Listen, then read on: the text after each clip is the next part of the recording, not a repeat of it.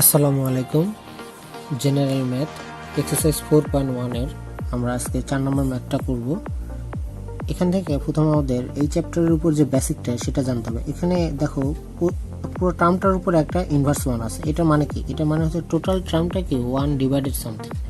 ঠিক আছে, এখন এই যে টার্মটা, এই টার্মটাকে আমরা এইভাবে যদি সলভ না করে ভেতরে যে টার্মগুলো আছে সেখানেও দেখো কি 2 inverse A 2 into A to the power -1 আছে। এটাকে যদি ভেঙে নেই তাহলে আমাদের ম্যাথ করার জন্য কি সুবিধা হবে। তাহলে আমরা নিচে যে ভ্যালুটা আছে সেটাকে এভাবে লিখতে পারি, ইনভার্স মানে 1/a প্লাস 3/b, টোটালটার উপরে ইনভার্স। আবার দেখো, এখন এখানে যদি এলসিএম করি এ বি হবে, তাহলে এখানে হবে কি 2b প্লাস 3a, টোটাল টার্মটার উপর আবার ইনভার্স। এখন আমরা যদি এই টার্মটাকে ঘুরায় দেই জাস্ট ইনভার্সটাকে সরানোর জন্য, তাহলে কি করতে হবে? আমাদের এইভাবে লিখতে হবে 1/2b plus 3a divided by ab। Okay, এখন এটাকে আমরা যদি রিসিপ্রোকাল করে দিই তাহলে জাস্ট আমাদের ম্যাথটা হয়ে যাবে 2b প্লাস 3a, এটাই আমাদের অ্যান্সার। ঠিক আছে, এই টাইপের আমরা আরও একটা ম্যাথ দেখি, যেমন 5 নাম্বারটার কথা আমরা যদি দেখি, তাহলে এখানে ছিল হচ্ছে a square into b to the power -1 divided by a to the power -2 into b, আর টোটাল টার্মটার উপরে কি স্কোয়ার। এখন যেটা স্কোয়ার আছে সেটা স্কোয়ার রেখে দিলাম, আর 1/b এটা সমান কি জানি আমরা, 1/b 1/a square into b, total টার্মটার উপর স্কোয়ার। এখন ক্যালকুলেশন যদি করি তাহলে a square divided by b divided by b divided by a square, total টার্মটার উপর স্কোয়ার। এখন ভেতরের যে লাইনগুলো আছে, লাইনগুলোকে আমরা যদি এভাবে সাজায় লিখি তাহলে এটা ক্যালকুলেশন করলে ঘুরে যাবে, a স্কোয়ারটা উপরে আসবে, bটা নিচে আসবে, রিসিপ্রোকাল হয়ে যাবে, বাইরের স্কোয়ারই থেকে যাবে। তাহলে উপরে হলো আমাদের a টু দি পাওয়ার 4, নিচে হলো b স্কোয়ার, তারপর আবার স্কোয়ার। ঠিক আছে, এখন এই স্কোয়ারটার ভিতরে যদি দিয়ে দিই তাহলে আর রেজাল্ট আসবে a টু দি পাওয়ার 8 আর b to the power 4, 4 to জার 8 আর 2 টু জার 4, এটা হচ্ছে আমাদের অ্যান্সার।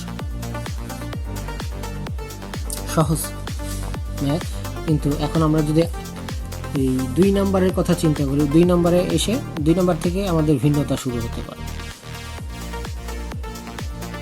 এখন আমরা 7 নাম্বারটা দেখব। 7 নাম্বারটা কি করছে, 2 to the power n plus 4 minus 4 into 2 to the power n plus 1 divided by 2 to the power n plus 2 divided by 2। এখানে দেখো n বেজের উপরে 2 বেজের উপরে n প্লাস 4 আছে। এই প্লাস যখন থাকে তখন কি করতে হয়, আমরা বেজটাকে আলাদা করে দিতে পারি। এটাকে ভাঙবো, 2 to the power n plus 1 plus 3 minus 4 into 2 to the power n plus 1, নিচেরটাকে ভাঙবো, 2 to the power n plus 2, এখানে 2 যে ডিভিশন আছে, ডিভিশন মানে কি নিচে 2 টু দি পাওয়ার, এখানে আমরা যদি আলাদা করে দিই n plus 1 into 2 to the power 3, যেহেতু প্লাস আছে প্লাসটাকে আমরা কি এই মাল্টিপ্লাই করে আলাদা করে দিতে পারি।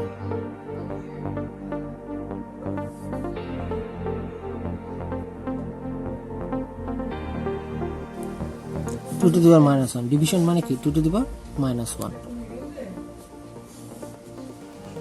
এখন 2 to the power n plus 1 যদি কমন নেই তাহলে আমাদের বাসে 2 কিউব মাইনাস 4, আর নিচে কি আছে, দুটাকে যদি বেজ এক করে দিই n প্লাস 2 মাইনাস 1, রেজাল্ট কত আসে 2 to the power n plus 1 plus 2 cube করলে 8 মাইনাস 4, আর এখানে 2 to the power n plus 1। ঠিক আছে, এখন কি আমাদের এইটা 2 to n plus 1 2 to n plus 1 কেটে যায়, আমাদের বাঁচে কত 4, 8 মাইনাস 4 ইকুয়াল 4, এটা হচ্ছে আমাদের অ্যান্সার।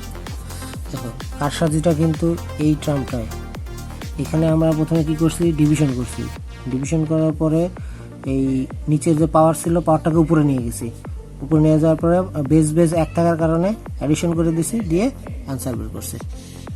আশা করি বুঝতে পেরেছো। কোনো প্রশ্ন থাকলে অবশ্যই আমাকে কমেন্টে জানাবে। ধন্যবাদ সবাইকে।